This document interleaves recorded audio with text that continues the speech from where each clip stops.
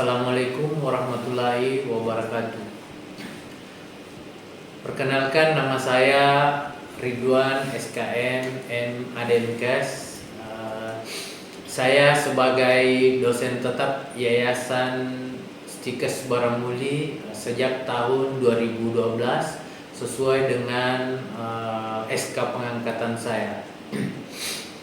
Sekarang saya mengampu beberapa mata kuliah, di antaranya organisasi manajemen kesehatan, manajemen strategi, kemudian pembiayaan kesehatan, dan administrasi pembangunan kesehatan. Dalam kesempatan ini saya akan membahas mata kuliah yang saya ampu pada semester 3, yaitu organisasi dan manajemen kesehatan. Mata kuliah ini merupakan mata kuliah dengan kode 220 KK2 dengan bobot 2 SKS. Adapun CPL yang dibebankan pada mata kuliah organisasi dan manajemen ini adalah yang pertama, mampu menunjukkan sikap yang bertanggung jawab dan beretika sebagai calon tenaga kesehatan masyarakat dalam bekerja secara mandiri maupun dalam tim.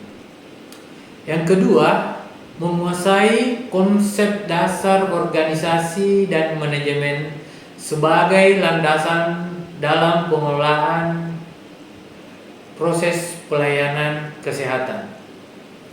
Yang ketiga, mampu menerapkan fungsi-fungsi manajemen, dalam hal ini perencanaan, pengorganisasian, pengarahan, dan pengawasan dalam konteks pelayanan dan program kesehatan masyarakat.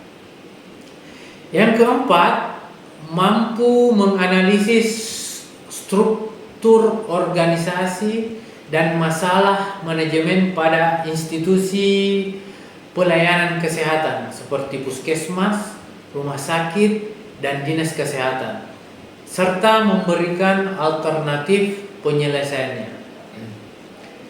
Adapun sub CPMK yang diharapkan dalam mata kuliah ini yaitu yang pertama, mahasiswa diharapkan mampu menjelaskan konsep dasar organisasi dan manajemen kesehatan, termasuk teori, prinsip, dan fungsi-fungsinya. Yang kedua, mahasiswa mampu menganalisis struktur organisasi dan penerapan fungsi manajemen pada institusi pelayanan kesehatan. Yang ketiga, mahasiswa mampu menerapkan prinsip kepemimpinan, pengelolaan sumber daya, dan pengambilan keputusan dalam manajemen kesehatan. Yang keempat, mahasiswa mampu menyusun rancangan sederhana, perencanaan, dan evaluasi program kesehatan berdasarkan kaidah manajemen. Adapun deskripsi singkat terkait mata kuliah ini yaitu mata kuliah ini membahas tentang dasar-dasar organisasi dan manajemen yang diterapkan dalam bidang kesehatan, fungsi-fungsi manajemen, pengarahan dan pengawasan, serta kepemimpinan, pengelolaan sumber daya manusia, dan logistik kesehatan, hingga perubahan organisasi dan sistem informasi manajemen kesehatan. Pembelajaran ini dilakukan dengan metode ceramah, diskusi, studi kasus, dan tugas kelompok agar mahasiswa tidak hanya memahami teori tetapi juga mampu menerapkannya pada situasi nyata di lapangan nantinya. Adapun bentuk penilaian yaitu dalam bentuk persentase penilaian pembelajaran. Yang pertama, bentuk pembelajaran itu kuliah dengan bobot 100%. Adapun dimensi penilaian, yang pertama itu penilaian umum, non-tes, kemudian kehadiran, keaktifan, kesopanan, dan kerapian. Itu dengan bobot sebanyak 10%. Dimensi penilaian yang kedua yaitu penilaian khusus, seperti tes, kuis, tugas individu, kelompok, ujian tengah semester, dan ujian akhir semester. Itu diberikan bobot sebanyak 65%. Kemudian dimensi penilaian yang ketiga yaitu penilaian studi kasus, lembar kerja kasus, keaktifan, kerjasama, kelompok, kemampuan menyampaikan gagasan, kemudian tata krama diskusi, dalam hal ini kesopanan, etika di dalam forum, dan komunikasi aktif di dalam forum. Itu diberikan bobot sebanyak 25%. Jadi total bobot yang ada sebanyak 100%. Berikut adalah video proses pembelajaran pada mata kuliah organisasi dan manajemen kesehatan. Video ini saya gunakan sebagai salah satu syarat dalam penyusunan dokumen pernyataan diri dosen dalam unjuk kerja Tridharma Perguruan Tinggi atau PDD UKTPT. Assalamualaikum warahmatullahi wabarakatuh. Waalaikumsalam warahmatullahi wabarakatuh. Selamat siang. Siang. Bagaimana kabar? Alhamdulillah sehat. Oke ya, jadi syukur alhamdulillah atas rahmat Allah Subhanahu wa taala sehingga kita masih diberi kesempatan untuk melaksanakan kegiatan perkuliahan ya, dalam hal ini mata kuliah organisasi dan manajemen kesehatan ya. Oke, jadi sebelum kita melanjutkan ke materi berikut, marilah kita bersama-sama berdoa sesuai dengan agama dan kepercayaan kita masing-masing. Ya mungkin ada teman-teman yang bisa bantu untuk memimpin doa. Silakan. Sebelum kita memulai pembelajaran pada hari ini, mari kita membaca doa sesuai keyakinan masing-masing. Doa dimulai.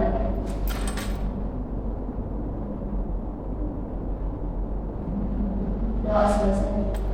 Oke ya, jadi itu tadi doa supaya kita lebih mudah menerima manfaat dari apa yang nanti kita sajikan ya. Oke, jadi sebelum memasuki materi berikut ini, saya ingin mereview mata kuliah kemarin ya. Mungkin saya ingin evaluasi atau saya ingin tanyakan tentang materi kemarin. Saya ingin tanyakan mungkin ada yang bisa memberikan penjelasan tentang struktur organisasi. Silakan. Baik, terima kasih atas kesempatannya. Perkenalkan, nama saya Mutia. Jadi, struktur organisasi yaitu suatu susunan atau kerangka yang menggambarkan hubungan antara jabatan, tugas, kewenangan, dan tanggung jawab dalam sebuah perusahaan. Oke, mungkin yang lain jenis-jenis organisasi, mungkin jenis-jenis struktur organisasi.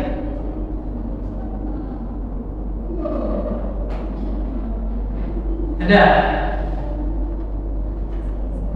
Silakan. Silakan. Jenis-jenis struktur organisasi secara umum ada 5. Oke. Yang pertama, struktur organisasi garis atau wewenang mengalir langsung dari atasan ke bawahannya. Oke. Terus yang kedua, struktur organisasi fungsional. Ini pembagian berdasarkan fungsi atau keahlian. Oke. Terus yang ketiga, struktur organisasi garis dan staf.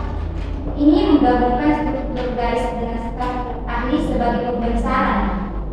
Keempat, struktur organisasi divisional atau organisasi dibagi berdasarkan produk, wilayah, atau pelanggan.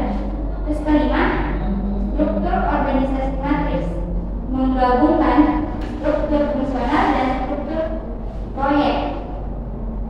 Oke ya, jadi itu tadi beberapa pembahasan atau ulasan tentang mata kuliah kita di minggu kemarin ya. Jadi pada minggu ini kita akan memasuki pembahasan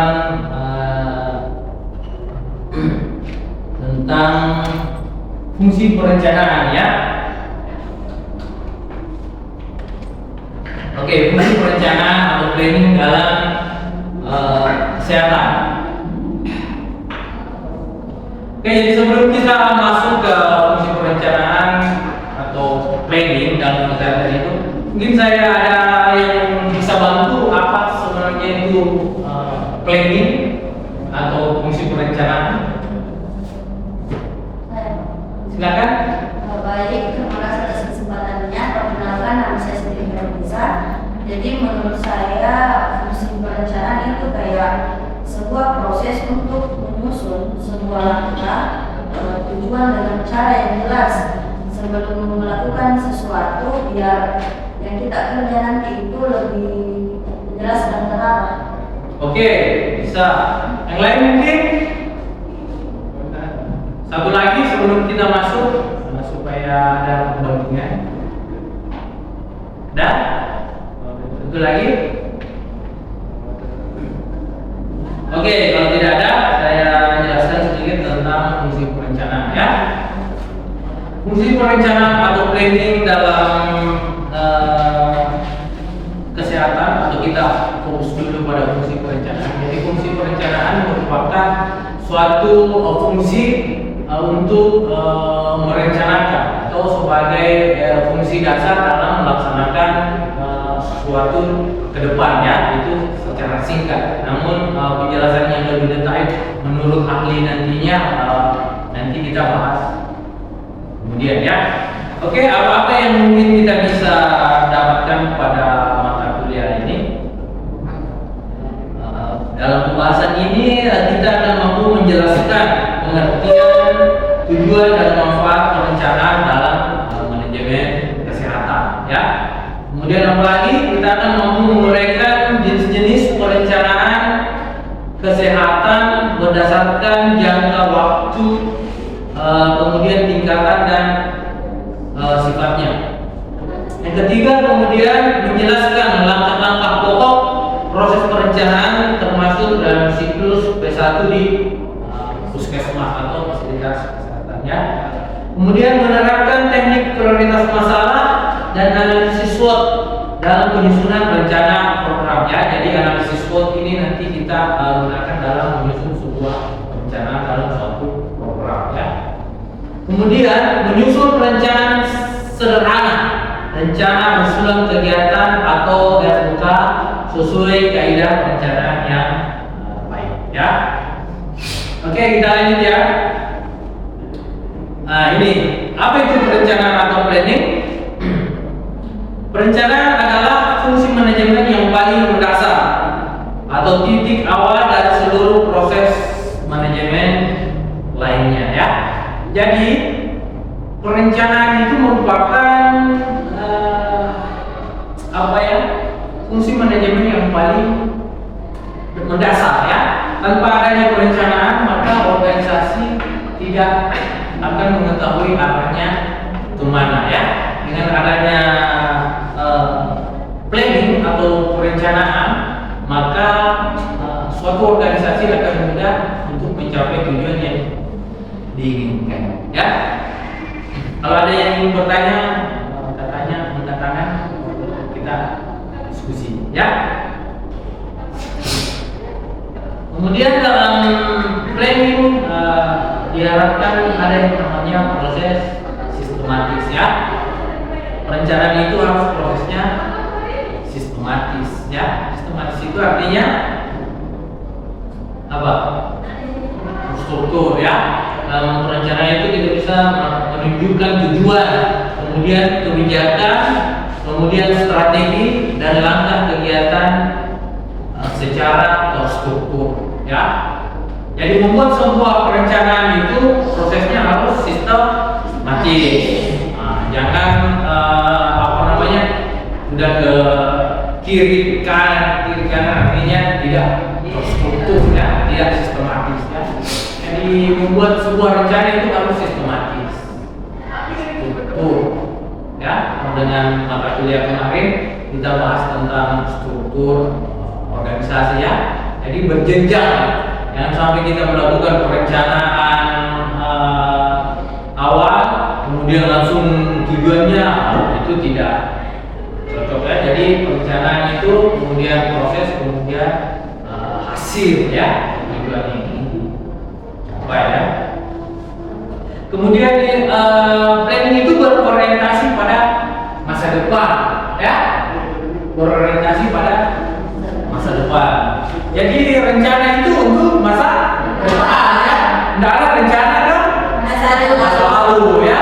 Tidak ada. Jadi hari ini tempat kita berusaha, masa depan adalah rencana, ya. Jadi setiap kita berencana itu untuk masa depan, ya. Atau mungkin ada yang ingin berencana masa lalu, ya. Kemudian mengatasi kesenjangan, menjembatani kondisi kesehatan saat ini dengan kondisi yang diharapkan, ya. Itu beberapa poin untuk menyusun sebuah planning atau rencana, ya. Oke, perencanaan menurut para ahli, ya. Ada beberapa pengertian perencanaan menurut para ahli, ya. Menurut George R. mengatakan bahwa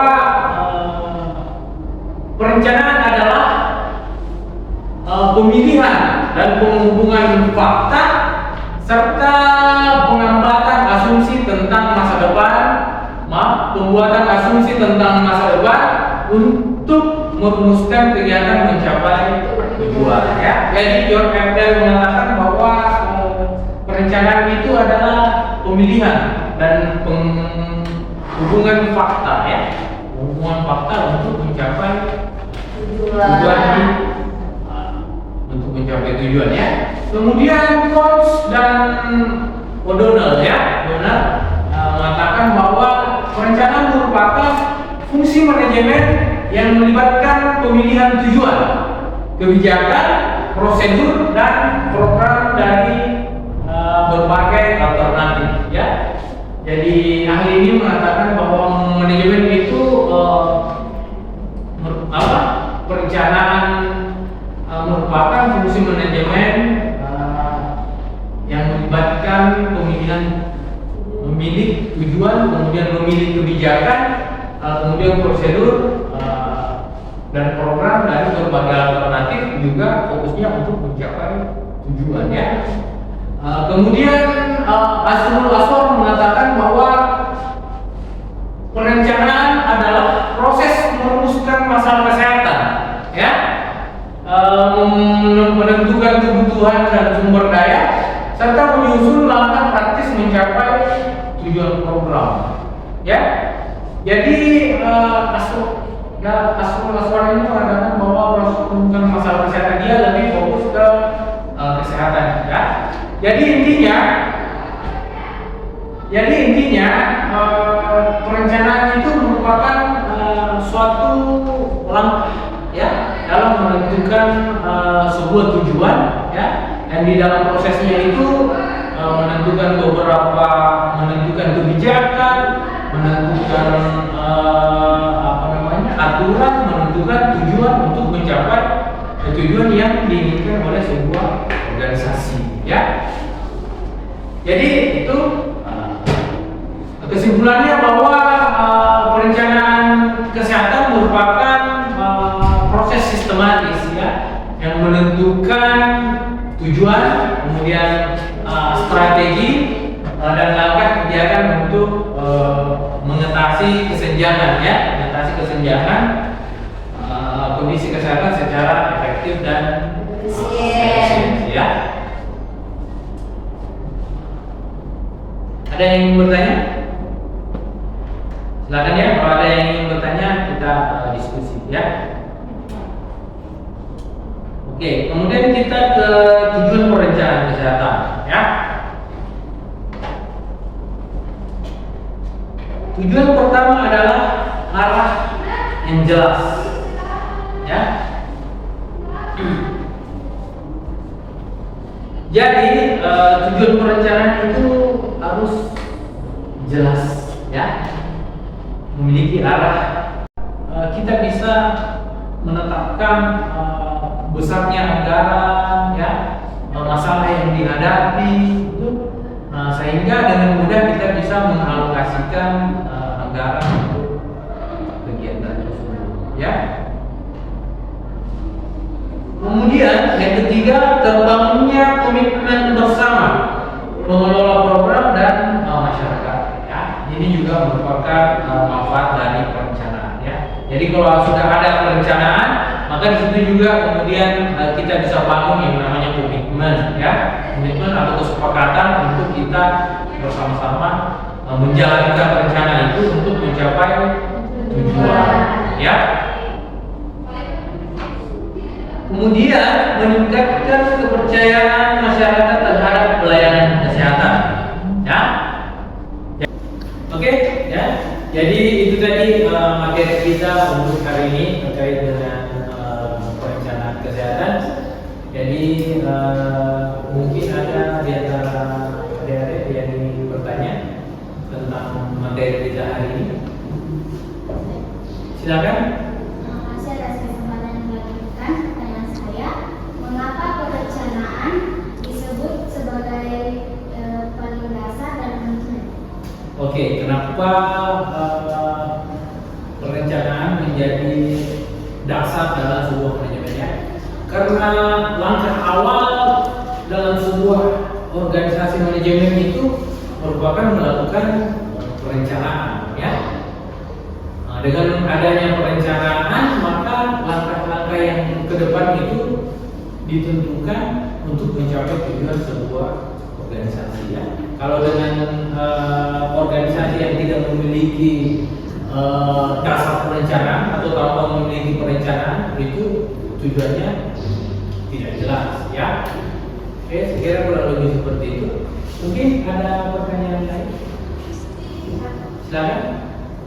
Langsung saja, pertanyaannya itu bagaimana fungsi perencanaan bergantung dengan perorganisasian? Oke ya, jadi antara perencanaan dan sebuah organisasi itu memang kaitannya sangat erat ya. Seperti yang saya katakan tadi bahwa sebuah organisasi itu harus memiliki yang namanya rencana ya, untuk perencanaan untuk mencapai tujuan yang diinginkan. Dengan adanya rencana itu maka organisasi akan lebih efektif dan efisiensi memanfaatkan sumber daya yang ada, kemudian menentukan masalah-masalah yang dihadapi itu lebih mudah ya, sehingga tujuan sebuah organisasi lebih mudah untuk dicapai ya, lebih seperti itu. Pertanyaan yang lain mungkin? Oke, kalau tidak ada mungkin karena waktu juga sudah sampai, tolong daftar daftar hadirnya diisi ya. Oke, kalau tidak ada pertanyaan mungkin saya akhiri. Terima kasih kepada adik-adik yang sempat hadir hari ini. Wabillahi taufiq wal hidayah. Assalamualaikum warahmatullahi wabarakatuh. Waalaikumsalam warahmatullahi wabarakatuh.